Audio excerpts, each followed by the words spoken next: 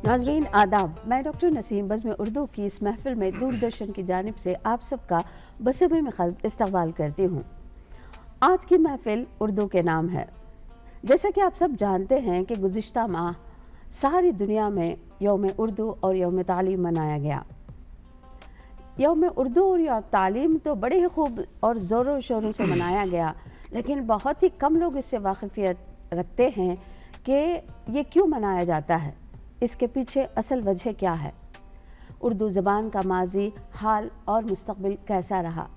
मौलाना अबुल कलाम आज़ाद या अल्लामा इक़बाल ने उर्दू अदब के लिए, उर्दू ज़बान और अदब के लिए क्या कोशिशें की हैं। इन तमाम तर बातों को इकट्ठा करने के लिए आज हमने दूरदर्शन में मदऊ किया है डॉक्टर सैयद अलीमुल्ला हुसैनी सर को। ये अंजुमन आर्ट साइंस कॉमर्स कॉलेज में असिस्टेंट प्रोफेसर की हैसियत से अपने खिदमात अंजाम दे रहे हैं। ग़लबन 18 साल दरस व तदरीस का तजुर्बा रहा है और शोबा उर्दू के सदर की हैसियत से भी अपने फ़राइज़ अंजाम दे रहे हैं। हज़ार तलबा इनके इल्म से मुस्तफ़ीद हुए हैं। इनके अखलाक व किरदार आईने की मानिंद हैं और रोज़ रोशन की तरह सबके सामने आया है, जिसका असर न सिर्फ तलबा बल्कि असातिज़ा पर भी दिखाई देता है। यह हमारी खुशकिस्मती है कि वो आज हमारे दरमियान मौजूद हैं। आपने मुख्तलिफ़ सेमिनारों कॉन्फ्रेंसों में शिरकत की है, चाहे वह कौमी हो या बैनुल अक़वामी, और अपने मक़ाले पढ़े हैं। आपकी किताबें भी मंज़र आम पर आई हैं।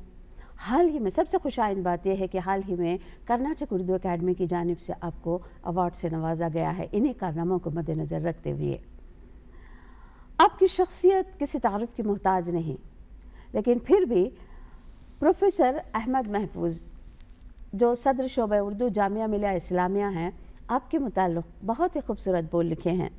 डॉक्टर सैयद अलीमुल्ला हुसैनी ने ऐसे माहौल में परवरिश पाई है जहाँ की फ़िज़ा इल्म अदब और तसव्वुफ़ व मारिफत के असरात से मामूर है। यही सबब है कि उनके मिजाज में संजीदगी व मतानत के साथ एक तरह का इनकिसार देखने को मिलता है, और यही चीज़ उनकी तहरीरों में भी जा बजा देखने को मिलती है। तो आइए उन्हीं की ज़बानी उनके हालात ज़िंदगी को, उर्दू से जुड़ी दिलचस्प वाक़यात को, दिलचस्प बातों को जानते हैं। तो सर, मैं आपका दूरदर्शन की जानिब से इस महफ़िल में इस्तक़बाल करती हूँ और साथ ही दूरदर्शन की जानिब से आपको मुबारकबाद भी देती हूँ कि कर्नाटक उर्दू अकेडमी ने आपके खिदमात को सराहते हुए आपको अवार्ड से नवाजा है। बहुत मुबारक सर। बहुत शुक्रिया मैडम। मैं दूरदर्शन की पूरी टीम को और आपका शुक्रिया अदा करता हूँ। आपने मुझे एक अहम मौजू पर गुफ्तगू करने का मौका इनायत किया। ज़ाहिर सी बात है, पिछली माह हमने यौम तालीम और यौम उर्दू दोनों मनाया, लेकिन उससे पहले हम ये जानना चाहते हैं आपकी शख्सियत के मुताल्लिक़ हमारे नाज़रीन जानना चाहते हैं। कुछ अपने माज़ी की झलकियाँ अगर हमारे सामने आप पेश करें। मेरा जो ताल्लुक़ है जी, वो बारगाह हज़रत सैयद चंदा हुसैनी रहमत और रिज़वान जी, जिनकी मज़ार मुबारक गोगी शरीफ में है, उन्हीं के पोते हज़रत सैयद जलाल हुसैनी शेरसवार रहमतुल्लाह अलैह यादगीर के पास एक क़रिया है, गांव है जिसका नाम गुलसरम है, वहाँ पर आपकी मज़ार मुबारक है। उन्हीं ख़ानवादा से, उन्हीं के औलाद में से हम होते हैं। ये हज़रत सैयद जलाल हुसैनी शेरसवार रहमतुल्लाह अलैह एक सूफ़ी बसफ़ा अल्लाह वाले थे जी। आप 535वां उर्स हाल ही में हुआ है आपका जी, बहुत खूब। आप खानकाही निज़ाम को गुलसरम में पेश किया, और ख़ास तौर पर हम देखते हैं कि तसव्वुफ़ाना एक माहौल, रूहानी माहौल जो है वो आप ही के तवस्सुत से होता रहा। जी, आप एक जलाली वली भी हैं जी, और मुझे मुझे वाक़या याद आता है कि आप शेर सवार रहमतुल्लाह अलैह कहा जाता है आपको। आप शेर पे सवारी करते थे जी। तो, और आप यादगीर और गुलसरम का जो इलाक़ा था वो तसूफ़ के एतबार से बिल्कुल कमियाब लोग थे वहाँ पर, या वो उतना रुझान उन लोगों के पास नहीं था। या मुसलमान भी थे मगर तालीमी रुझान या तसूफ़ाना रुझान अल्लाह और अल्लाह के रसूल से ज़्यादा वक्फ़ियत न थी। आप जब तशरीफ़ लाए तो इस इलाक़े में एक मजहबी माहौल को आपने فروغ دیا. اور میں اسی خانوادہ سے تعلق رکھتا ہوں اور میرے والد بزرگوار حضرت سید شاہ خلیل اللہ حسینی صاحب قبلہ برادر سجادہ نشین ہیں. اور آپ کا پہلا تقرر آپ درس و تدریس سے وابستہ ہیں, وابستہ رہے. آپ کا پہلا تقرر یادگیر میں ہی ہوا, اپنے ہی گاؤں میں اپنے ہوا. اس کے بعد آپ ٹرانسفر گلبرگہ شریف میں ہوا, حضرت خواجہ بندہ نواز گیسو دراز رحمۃ اللہ علیہ کے سرزمین پر ہوا, جو یقیناً ایک صوفی باصفا اور ایک ایسے بزرگ ہیں جو اردو کے پہلے نثر نگار بھی ہیں. تو اس سرزمین پر تقرر عمل میں آیا اور وہیں میری پیدائش ہوئی. اس کے بعد ایک مذہبی گھرانہ, ایک تعلیمی گھرانے سے مجھے خوش نصیبی رہی. والد بزرگوار کی سرپرستی میں, ان کی نگرانی میں میری پرورش ہوئی اور میری تعلیم پرائمری اسکول گورنمنٹ اسکول میں گلبرگہ میں ہوئی.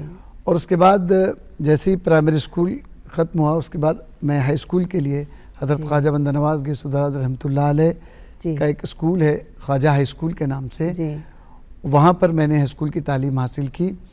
8 سے لے کر 10 تک وہاں میں نے تعلیم حاصل کی. اور اس کے بعد پی یو سی کے لیے میں نیشنل پی یو کالج میں میرا یعنی آپ کا جو ابتدائی تعلیم یا اعلیٰ تعلیم رہی ہے وہ گلبرگہ سے ہی رہی ہے. اور خاص طور پر خواجہ بندہ نواز گیسو دراز رحمۃ اللہ علیہ کے جتنے تعلیمی ادارے ہیں اسی سے آپ منسلک رہے ہیں. تو کیا کہنے آپ کی زندگی کا, دیکھیں ایک تو خانقاہ نظام سے آپ خود واقفیت رکھتے ہیں اور پھر دوسرے وہ سرزمین ملی جس میں آپ نے دینی اور دنیاوی علم حاصل کیا. تو آپ کے والد صاحب سے بہت کچھ سیکھا ہوگا آپ نے, اور کیا معرفت کا علم سے بھی واقفیت؟ جی ضروری, کیونکہ میرے والد بزرگوار بڑے عاجزی انکساری کا بہترین مجسمہ ہیں. اور کبھی بھی ہم دیکھیں ہمارے بچپن سے لے کر آج تک بھی کبھی کسی کو بد کلامی کرتے ہوئے یا کسی کو غصہ کرتے ہوئے ہم نے نہیں, آج تک ہمیں بھی نہیں. اور ہمارے گھر کا ایک سسٹم والد صاحب نے بنایا تھا کہ آج بھی ہم اگر گلبرگہ شریف میں ہو یا کہیں بھی ہو 10 بجے سے پہلے گھر میں رہنا, ایک سسٹم بنایا گیا. ایک ٹائم ٹیبل لائے عمل بنایا گیا تھا ہمارا کہ صبح 5 بجے اٹھنا تو 5 بجے ہی اٹھنا.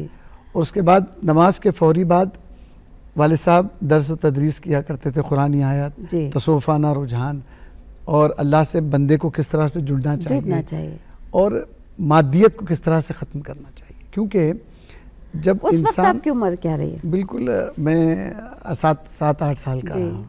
اس وقت تو میرے اصل میں 7 بھائی ہیں میرے, اور بڑے بھائی صاحب مولانا آزاد نیشنل اردو یونیورسٹی میں اکاؤنٹ آفیسر کی حیثیت سے خدمت انجام دے رہے ہیں.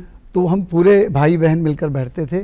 فجر کے بعد ایک آدھا گھنٹہ وہی معمول ہوتا تھا کہ والد بزرگوار ہمیشہ نصیحت کرتے تھے, اخلاقی اقدار پر خاص طور پر فوکس کیا کہ انسان جب دنیا میں مقصد تخلیق انہوں نے بتایا کہ کس طرح سے جب مقصد تخلیق ہے تو آدمی بن کر نہیں انسان بن کر زندگی گزارنی چاہیے, اور ہمدردی ہونی چاہیے, انسانیت ہونی چاہیے, اخلاق و کردار ہونی چاہیے.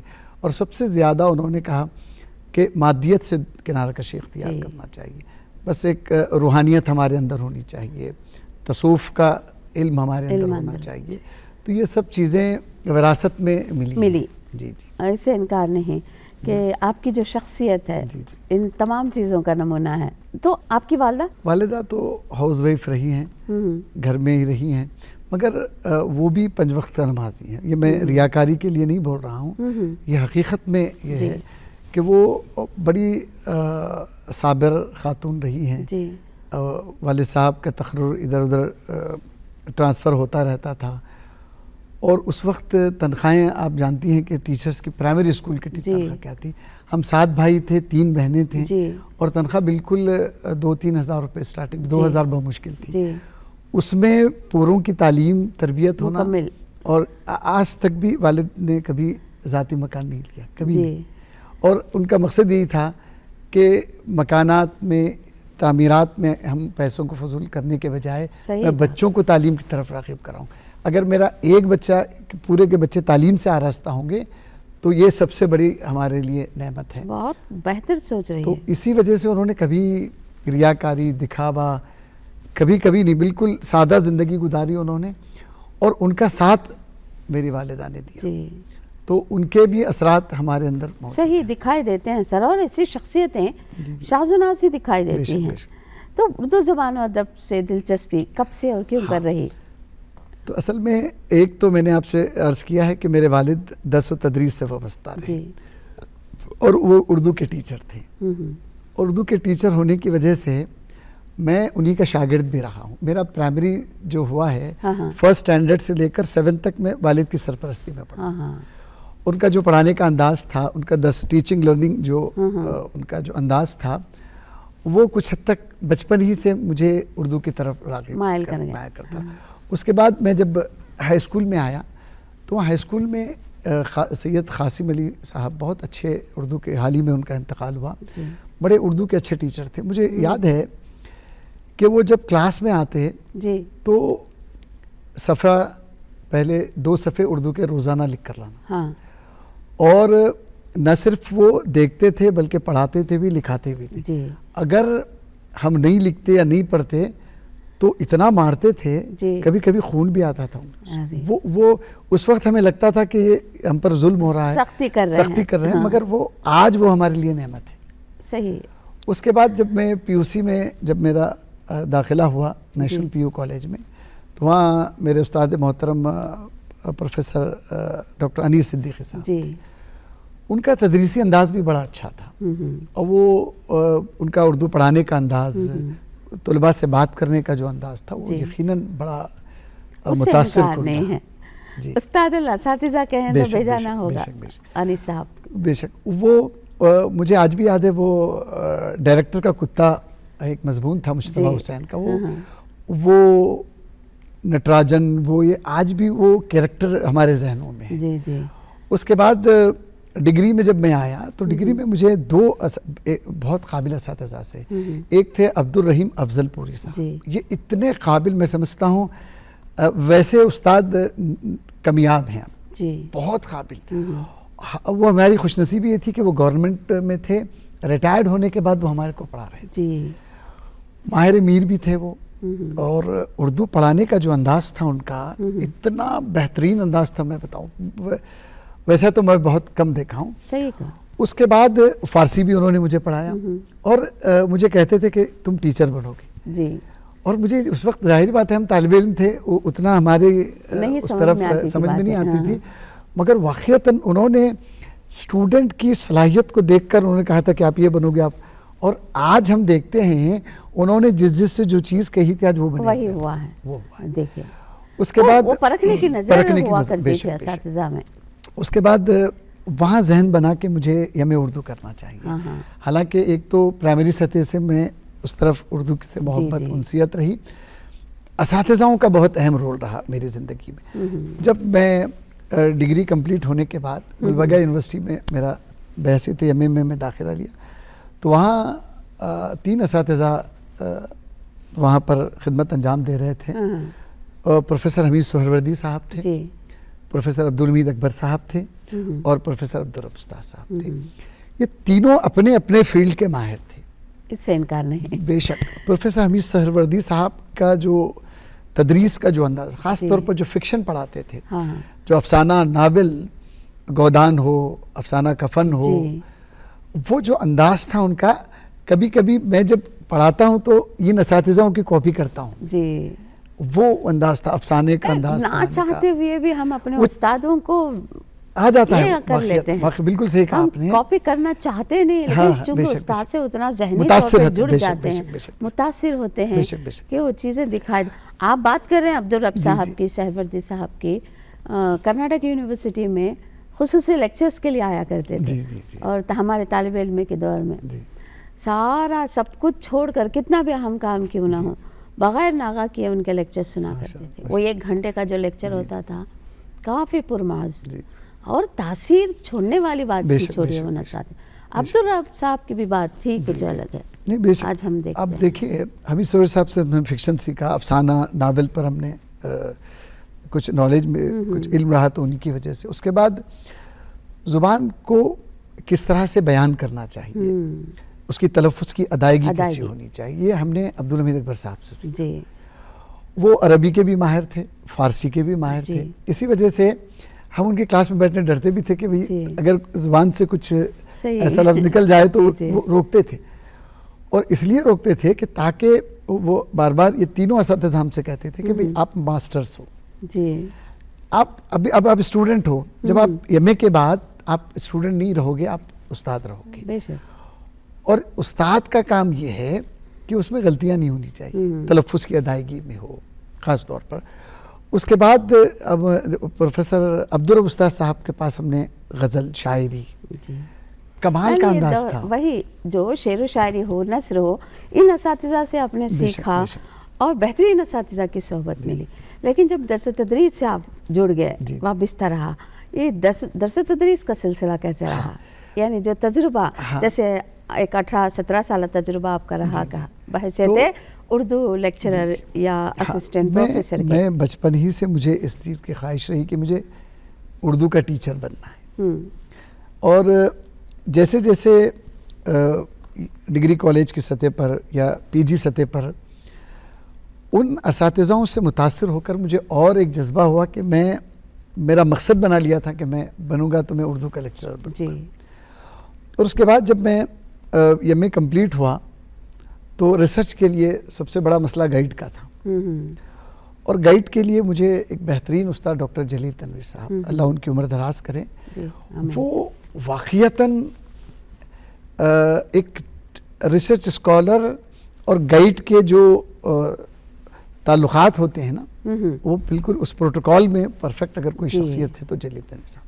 حالانکہ ریسرچ کا کوئی تجربہ نہیں تھا ہمیں، ریسرچ کا کوئی نالج نہیں تھا ہمیں۔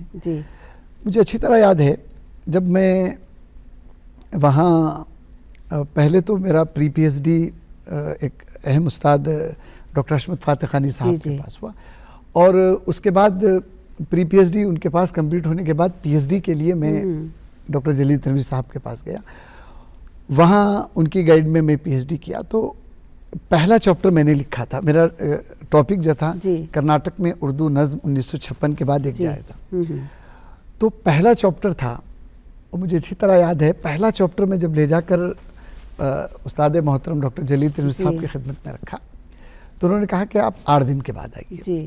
تو مجھے ڈر تھا، ایک طرح کی ہیبت تھی کہ مجھے ریسرچ کا کوئی اتنا علم تجربہ نہیں ہے، اور وہ بھی ایسے خداوار اساتذہوں کے درمیان ہماری حقیر سی تحریر لے جا کر رکھنا، اور مجھے لگ رہا تھا کہ میں بہت ڈرا بھی ہوا تھا۔ 8 دن کے بعد مجھے سر کا کال آیا، بولے آپ آئیے۔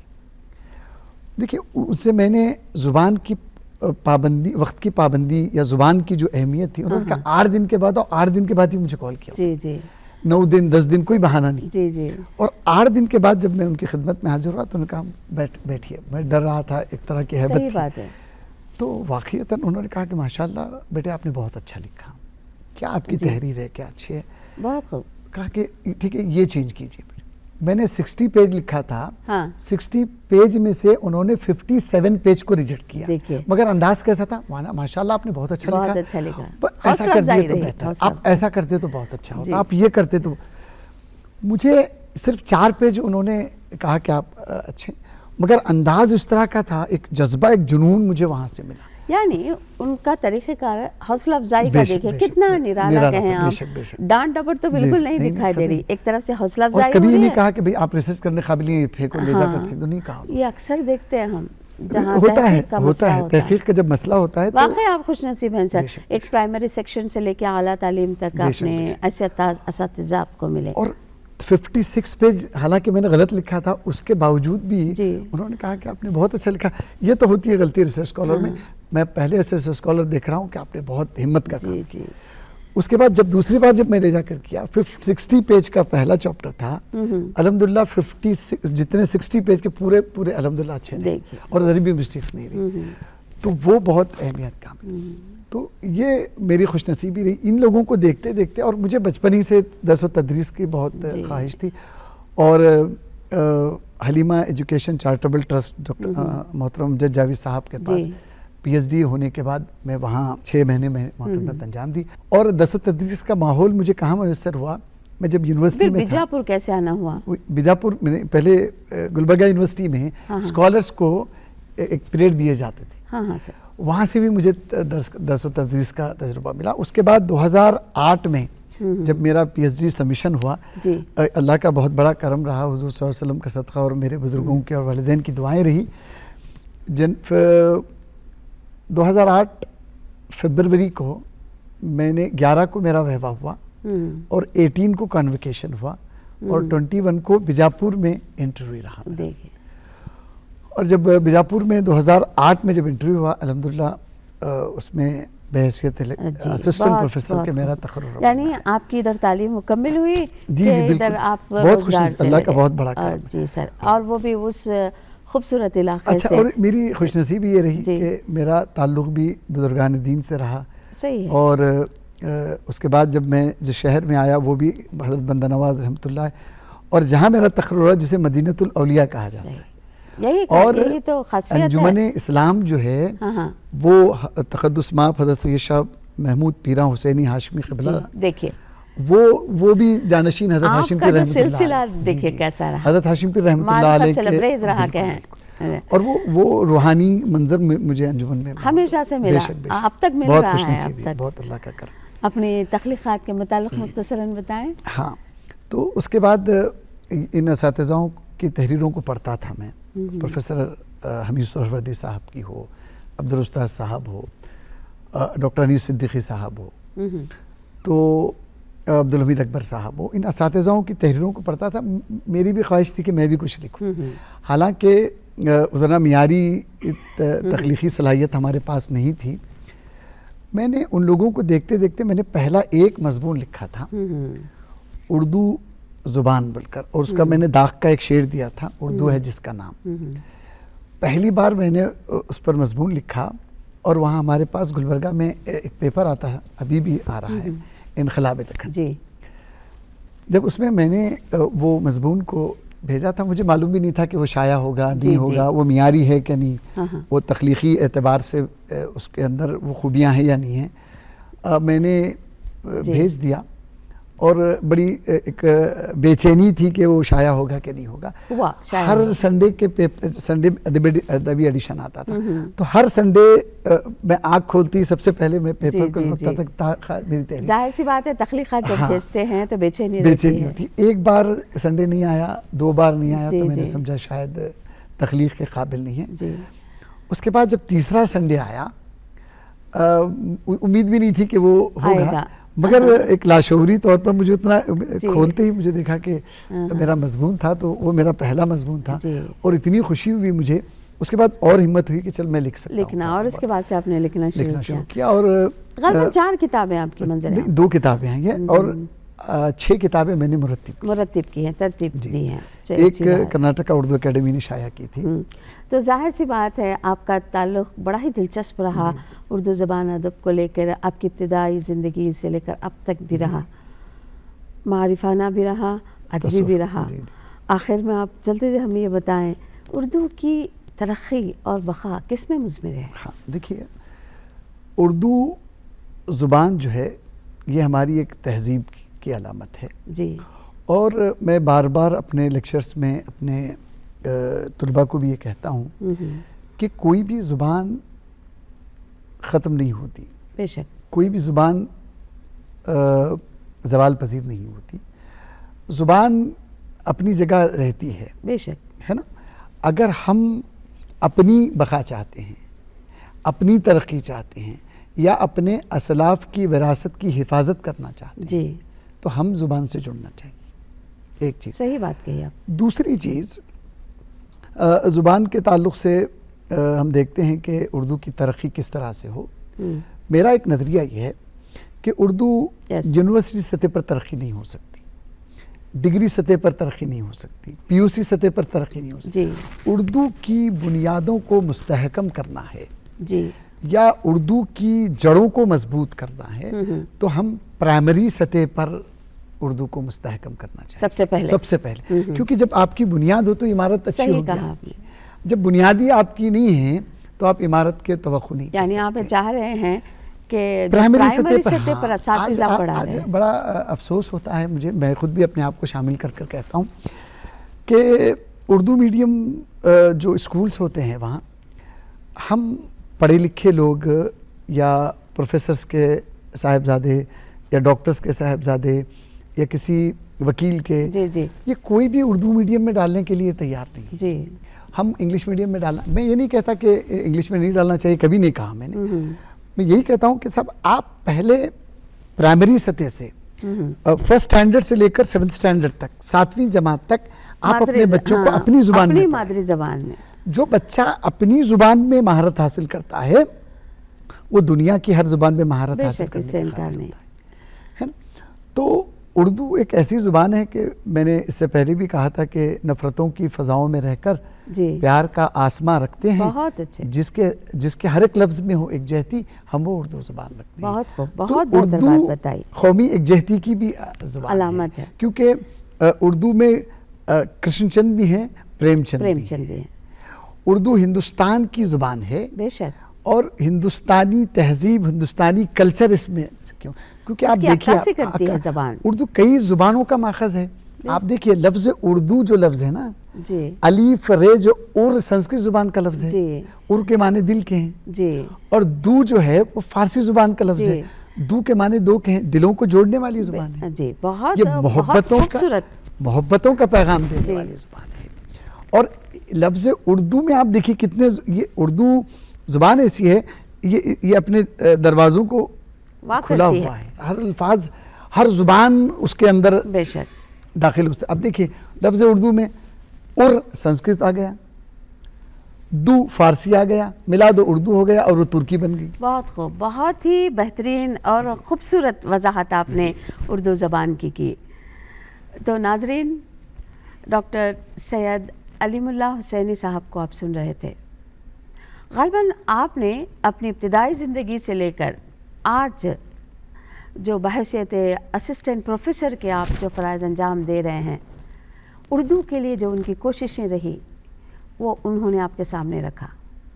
اور آپ نے دیکھا ہے کہ نہ صرف ادبی زندگی بلکہ ایک معارفانہ جو ماحول ان کو ملا ہے، جس طرح سے دینی شخصیتوں سے ان کی زندگی وابستہ رہی ہے، چاہے وہ پرائمری سیکشن ہو یا پی یو سی لیول کا ہو یا ڈگری لیول کا یا پی جی لیول، اور جہاں پر وہ درس و تدریس کے لیے آئے ہیں وہ بھی انہی سے جڑے ہیں. خانخواہی جو زندگی کہتے ہیں آپ، ایسے لوگوں سے آپ کا وابستہ رہا ہے، ایسے لوگوں نے آپ کی پرورش کی ہے. ایسی شخصیتیں شازی ہمیں دیکھنے اور سننے کو ملتی ہے کہ آج آپ دوردرشن میں تشریف لا کر اتنی ساری باتیں انہوں نے آپ کے سامنے رکھی، اور سب سے اہم بات انہوں نے یہ بتائی کہ اردو کی بقا و ترقی کے لیے آپ کو کیا کرنا چاہیے.